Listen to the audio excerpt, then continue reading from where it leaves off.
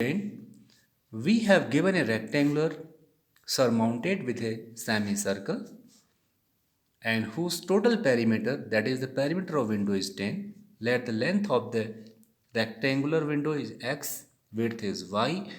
Therefore, radius of the semicircle will be x by 2. Now the perimeter given you x plus 2y plus pi into x by 2, that is pi r, equal to 10, and y equal to 5 minus x by 2 minus pi x by 4. This is the helping equation. Since a equal to a1 plus a2, a1 means area of rectangle, a2 means area of semicircle. Length of area of the rectangle is x into y, that is L into V. Area of semicircle half pi r square, right? After solving this, you will put the value of y from equation first in this.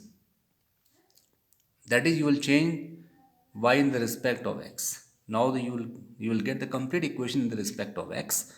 Now you will differentiate dy upon dx equal to 5 minus x minus pi x by 2 plus pi x by 4.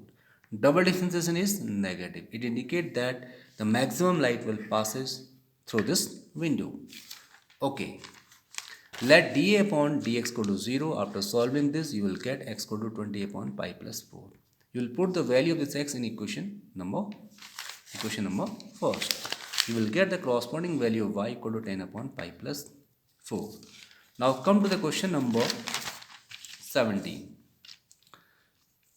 We have given a sphere of radius capital R and we insert a cylinder of maximum volume inside this sphere, right?